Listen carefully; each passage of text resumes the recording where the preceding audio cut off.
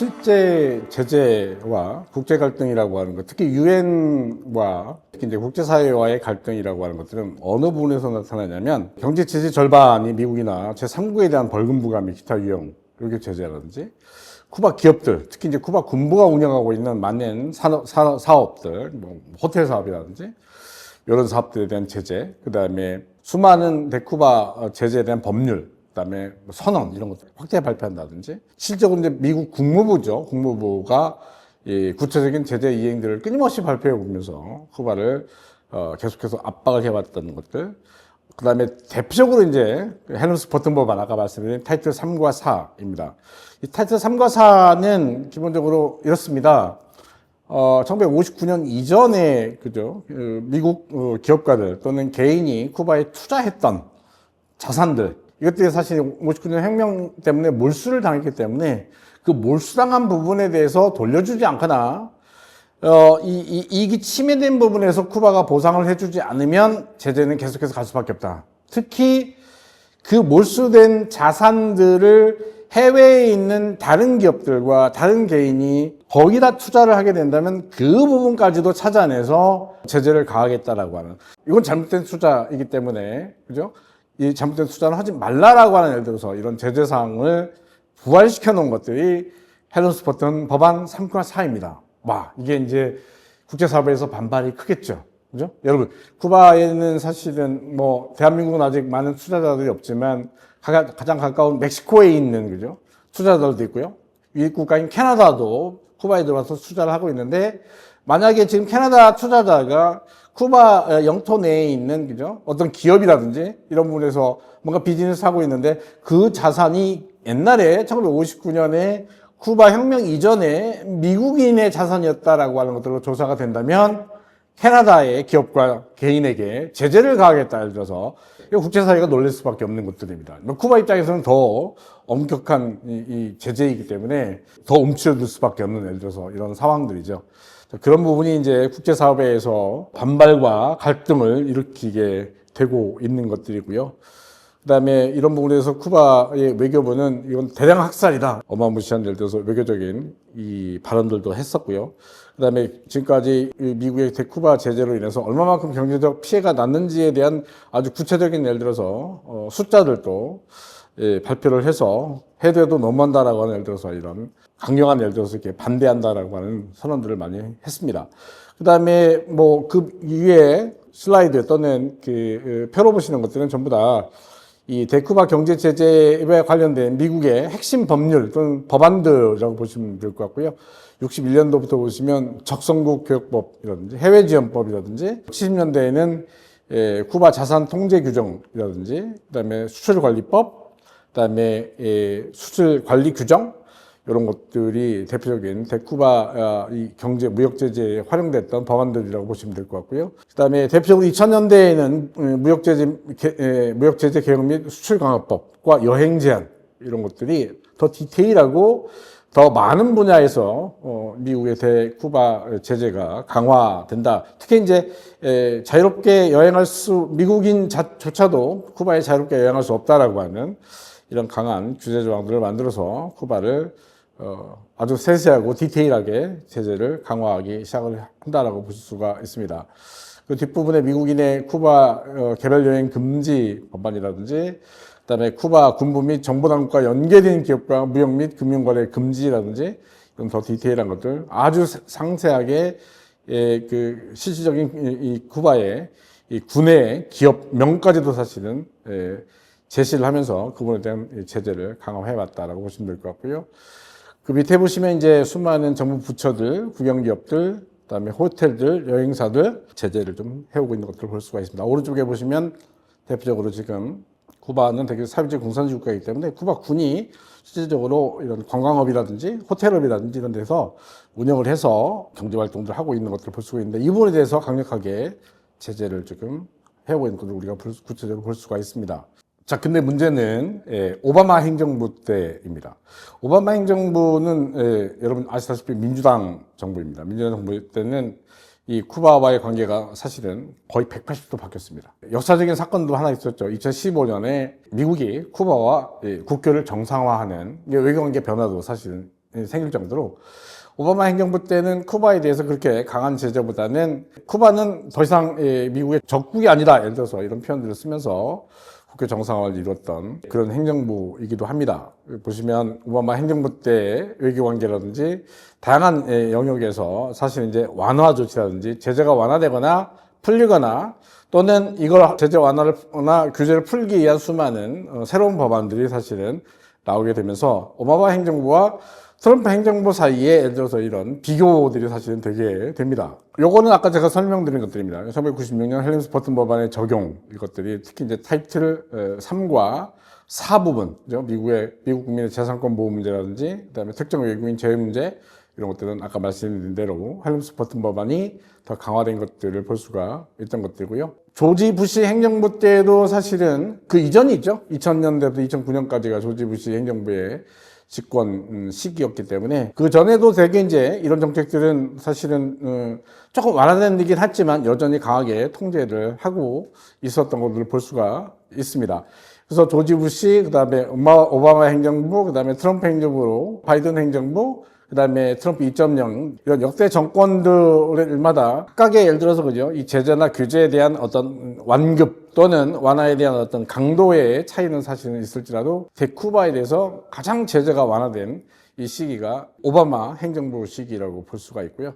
그래서 오바마 행정부 때 도대체 어떤 일들이 발생한 것들인지, 트럼프 행정부와 비교되는 오바마 행정부 당시의 대쿠바 제재 완화 조치들이 대표적으로 무엇인지에 대해서 이렇게 한 5가지 정도 이렇게 쿠바에 대한 농업 및 의류 수출 촉진법, 쿠바 화해법, 미 쿠바 무역 정상화법, 그다음에 이 쿠바와의 자유무역법, 그다음에 쿠바 여행 자유법, 이런 것들이 사실 논의됐다라고 하는 것들입니다. 너무 거의 그죠? 180도 다른 이런 제재 완화 조치들이 오바마 행정부 때는 사실은 있었고요. 오바마 행정부는 이런 외교를 펴기 위해서 탈안보화라고 하는 외교 문법들을 활용을 해서 대표적으로 이제 이 국제정착자들이 얘기하는 미국의 지금까지 어떤 이 안보 상황에서 쿠바는 더 이상 적이 아니다 또는 테러 지원국이 아니다라고 하는 이런 메시지들을 오바마 행정부가 자꾸 보내고, 그다음에 직접적으로 예를 들어서 쿠바를 갖다 공격하기보다는 침묵이라고 하는 부분들, 예를 들어서 뭐 인권 침해 문제가 물론 있죠. 여전히 이 사회주의 공산주의 체제 내에서 쿠바 공산당이 지배하고 있는 이런 시스템에서 수많은 인권 탄압 이런 것들이 있지만 그런 문제조차도 오바마 행정부 때는 이런 부분을 침묵이라는 이런 외교적 전략들을 통해서 넘기면서 직접 거래하지 않고 간접적으로 예를 들어서 비판하면서 2015년에 결국은 미국과 쿠바가 사실은 수교 또는 국교 정상화에 이르게 됩니다. 이런 과정들을 조금 설명들을 페이퍼에다가 여러분 좀 해놨습니다. 한번 읽어보시면 이게 탈안보화 외교 문법이라고 하는 것들이 아주 구체적으로 이런 에피소드를 가지고 진행이 되어 왔구나라고 하는 것들을 우리가 이해를 할 수가 있습니다. 그래서 마지막에 보시면 쿠바는 미국의 위협이 아니다, 테러 지원국이 아니다, 뭐 이런 식의 선언들을 하면서 2015년에 국교 정상화에 선을 하게 됩니다. 그리고 그 당시에 이 두 국가를 대표하는 미 국무장관과 미국 외교부 장관의 사실은 이런 어떤 전 세계에 대한 어떤 외교적 선언이라고 하는 것들을 통해서 이게 탈안보화라고 하는 것들, 특히 이제 적국이 아니다 또는 테러 지원국이 아니다라고 하는 것들을 어떻게 외교적으로 사실은 잘 활용을 해서 두 나라가 화해에 이르는지를 잘 보여주는 외교 문법들을 우리가 볼 수가 있고요. 자, 근데 문제는 트럼프가 다시 시작했다라고 하는 것들입니다. 외교 문법을 바꿨죠. 대쿠바에 대해서 테러 지원국이다. 쿠바는 다시 미국의 이익을 침해하는, 예를 들어서 적국이다, 예를 들어서 이런 표현들을 다시 트럼프 일기 때 쓰기 시작했다라고 하는 것들입니다. 그래서 트럼프 일기는 테러리즘을 재안보화 시켰고, 그래서 미주 지역, 특히 미국의 이 법치, 자유, 그다음에 기본적인 인간의 품위를 지키기 위해, 그리고 이 미주 지역 전체의 불안정과 엄청난 인간의 고통을 이야기하는 이 테러의 삼각형, 얘기하는 쿠바, 니카라과, 베네수엘라, 이 세 개 삼각형 국가들에 대해서 미국은 방어해야 된다. 이런 식의 테러리즘이라고 하는 용어들을, 외교적 용어를 다시 재안보화 문법으로 쓰기 시작하면서 트럼프가 강경하게 다시 쿠바를 제재하기 시작했다라고 볼 수가 있고요. 요거는 이제 마찬가지로 오바마 행정부처럼 테러라고 하는 또는 테러 지원국 또는 테러 협력국이라고 하는 재안보화 외교 문법들을 그 트럼프 행정부가 어떻게 잘 활용했는지에 대해서 다양한 예를 들어서 이런 에피소드들을 그 부분에다가 좀 정리를 해놨습니다. 한번 보시면 될 것 같고요. 헬름스 버튼 법안 실질적으로 어떻게 그냥 법안만 있어서 되는 게 아니라 이것들을 실제 정책에서 특히 이제 제재 정책에서 어떻게 활용했는지에 대한 많은 에피소드들을 갖다가 연결을 해놨습니다. 한번 보시면 될 것 같고요. 그다음에 얼마나 많은 제재를 통해서 벌금을 예를 들어서 쿠바뿐만 아니라 쿠바와의 무역 관계에 있는 또는 쿠바에 투자하고 있는 또는 쿠바의 송금을 담당했던 많은 다국적 은행들에게 이 쿠바 제재의 명분으로 미국이 얼마나 많은 벌금들과 제재를 가했는지에 대한 예를 들어서 수많은 에피소드들, 케이스들을 갖다가 정리를 해놨습니다. 물론 국제사업에는 이 부분에 대해서 굉장히 많은 반발과 갈등들을 하고 있습니다. 아까 말씀드린 대로 캐나다 기업가가 쿠바에 투자를 했는데 이 부분에 대해서 미국이 기존에 미국 자산이었기 때문에 이거는 뭔가 좀 불법 행위야라고 제재를 하게 된다면 이런 부분은 사실 이제 그렇잖아요. 시혜법권 지역도 아닌데 기본적으로 미국이 사실은 캐나다인을 또는 캐나다 기업을 제재할 수 있는 것들이 말이 되는 것들인가 이건 외교 분쟁으로도 사실은 갈 수 있는 이런 문제들이기 때문에 이런 부분에 대한 굉장히 많은 국제사회의 갈등들 캐나다 멕시코 향후 대한민국도 지금 수교 상태이고 그다음에 대한민국 기업들도 향후에는 아바나라든지 쿠바에 투자할 수 있는 예를 들어서 이런 여건이 마련되어 있기 때문에 혹시라도 한국 기업들이 사실은 쿠바에 진출하게 됐을 때 과연 이런 문제에 국제사회가 지금 어떻게 특히 이제 캐나다, 멕시코, 미국의 또는 유럽 국가들이 이런 문제에 대해서 어떻게 대응을 하고 있는지에 대해서 우리도 같이 한번 스터디를 하고 모니터링들을 해야 대한민국의 어떤 기업의 이익이라든지 이런 부분을 지켜낼 수 있다라고 하는 점에서 굉장히 많은 시사점들을 사실은 줍니다. 그래서 헬름스 버튼 법안 3과 4는 우리가 좀 디테일하게 공부를 할 필요들이 있다라고 보시면 될 것 같습니다. 대표적으로 이제 법률적 제한을 보면 캐나다 같은 경우 케이스죠. 캐나다 외교부 같은 경우 보면 해외 시외법권 조치법. 그러니까 미국이 캐나다 기업을 상대로 예를 들어서 쿠바에서 비즈니스를 하고 있는 캐나다 기업을 상대로 해서 미국이 제재를 가한다면 우리는 가만히 있지 않겠다. 그래서 법안을 하나 만든 게 해외 시외법권 조치법. 그죠? 이런 것들을 캐나다 정부가 만들어서 방어를 하고 있는. 향후에 대한민국도 사실은 이런 법안들이 필요할지도 모릅니다. 그래서 미리 선제 조치를 해야 할 필요가 있을 것 같습니다. 아주 모험적인 샘플링이라고 보시면 될 것 같고요. 그다음에 많은 2009년에 실제적으로 대쿠바 제재 사례들을 이렇게 원유 수송을 막는다든지 그다음에 금융 특히 이제 은행의 다국적 기업들의 대쿠바에서의 어떤 금융 송금 이런 부분에서 어떻게 제재를 가했는지에 대한 예를 들어서 구체적인 사례들을 갖다가 정리를 좀 해놨습니다. 바이든 때는 잠깐 5월 달에 제재가 완화됐는지 예를 들어서 이렇게 퀘스천 마크를 찍었는데 오바마 행정부에 예를 들어서 뒤를 이어서 좀 완화 조치를 폈어야 되는데 이 바이든 행정부는 사실 많이 그러지 않았다라고 하는 비판들을 좀 많이 받습니다.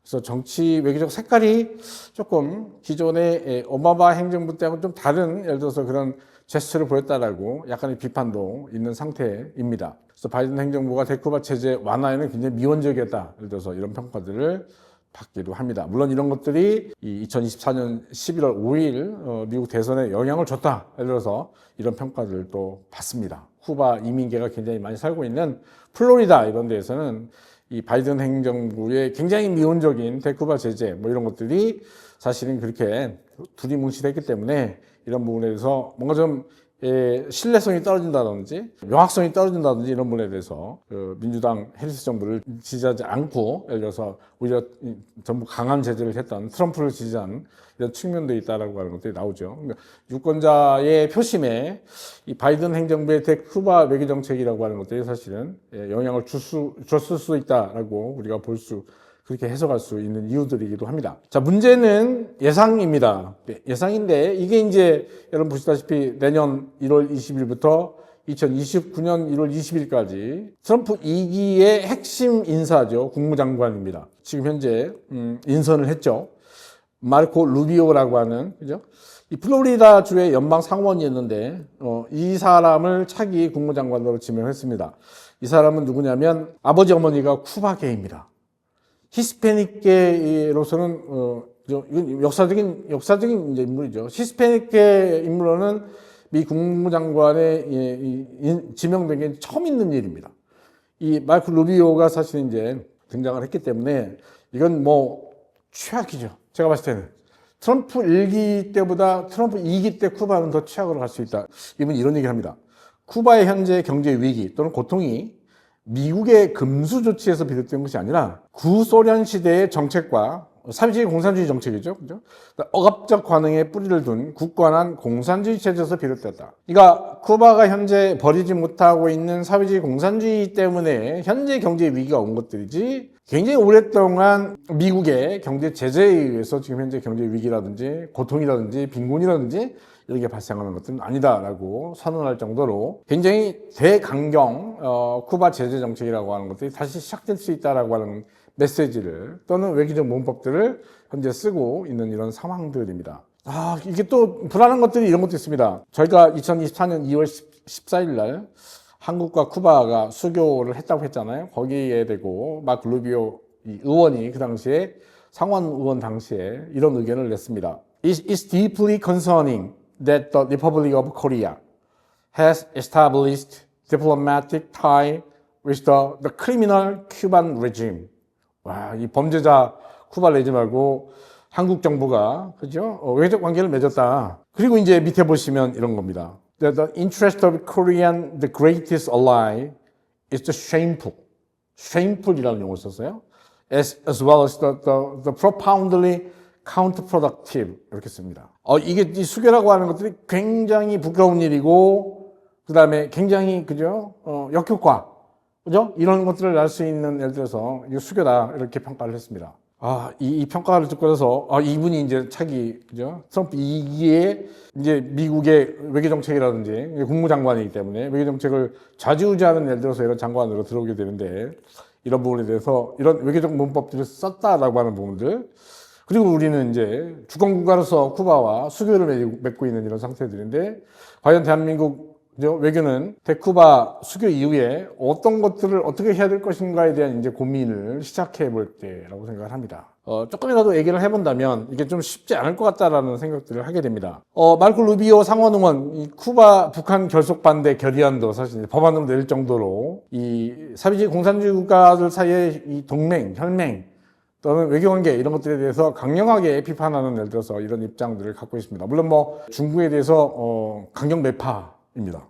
여전히 중국에 대해서도 굉장히 강하게 예를 들어서 그죠. 미국 역사상 가장 강력한 적대국을 만났다. 예를 들어서 이런 식의 표현을 할 정도로 중국에 대해서 강경하게 반대를 하는 이런 대표적인 인사이기 때문에 그런 부분에서도 굉장히 많은 상원 내에서도 법안 결의안들을 내서 반대를 하고 해왔고요. 그 다음에 자유와 민주주의 가치 강화 확대 법안들 이런 게 있습니다. 이게 이제 법안으로는 이렇게 파트리아 이 비다 액트 이렇게 돼 있잖아요. 파트리아는 애국 이름입니다. 비다는 삶. 파트리아 이 비다는 한때 지금 유튜브 여론 방송을 보시면 현재 쿠바의 사회주의 공산주의 체제가 잘못됐다. 그러니까 이전에 그 피델 카스트로 체제가 요구했던 파트리아 인무에르테 애국이냐 죽음이냐 이런 걸 요청했다면 지금 신세대들은 사실 쿠바의 새로운 세대들은 파트리아 이 비다 애국이냐 삶이냐 요걸 더 요청하는 예를 들어서 이런 어떤 쿠바의 흐름들, 움직임들을 그대로 미국의 상원에서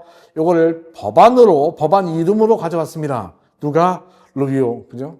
마르코 루비오 상원 의원이. 그래서 이렇게 파트리아 이 비다라는 법안을 제출해서, 지금 현재 그 인터넷이라든지 통신의 자유가 없는 쿠바에, 그죠? 새로운 어떤 통신망들을 예를 들어서 줘서 뭔가 이 쿠바가 자유로운 목소리들이 해외로 나올 수 있도록 이런 것들을 도와주겠다라고 하는 법안들을 이렇게 내면서 근데 이제 우리가 정책적으로 보면 사이버 폴리틱스 차원에서 뭔가 좀 미국의 다른 방안으로 쿠바의 예를 들어서 이런 폐쇄 이런 부분을 뚫어내겠다라고 하는 의지가 이런 어떤 파트리아 이 비다라고 하는 법안에서 나타나고 있다라고 보시면 될 것 같습니다.